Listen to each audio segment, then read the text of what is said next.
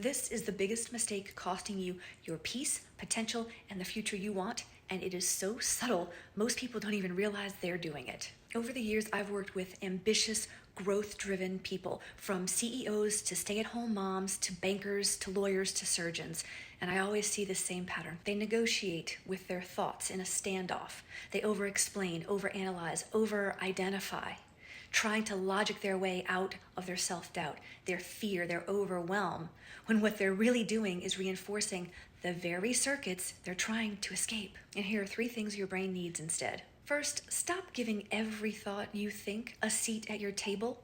Most people treat every thought like it deserves attention and a standing ovation, but your brain is always throwing out noise constantly. It's not all relevant. What your brain needs is what I call cognitive disqualification.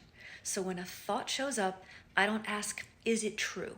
I ask, is this a trusted source, right? If your brain has a track record of catastrophizing or second-guessing or self-sabotaging, why are you letting it run your internal dialogue? It keeps gaining momentum and strength because you keep supplying it. You cut off its supply and you choke it out. Second is you need to interrupt the familiarity loop.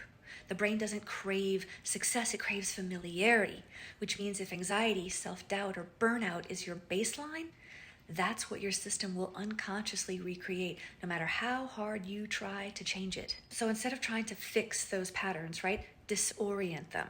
So I insert micro disruptions like changing my routine, moving my body during a thought, or doing something mildly uncomfortable on purpose. It signals to the brain, we don't use that anymore. And third, you want to code your sense of identity first, not the outcome.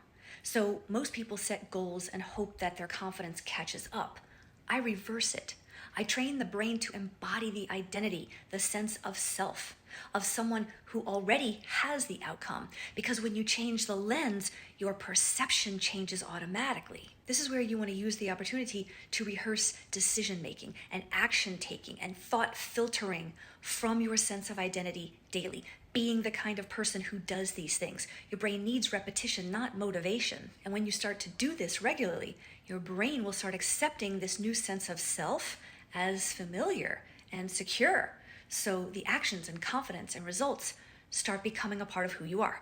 I know it feels like you're losing your peace and positivity and potential because it feels weak, but you're losing out on it because your brain is loyal to your past programming. And once you deeply rewire that, the future you want becomes inevitable, not because you forced it with motivation and memes, but because your brain finally stops resisting it.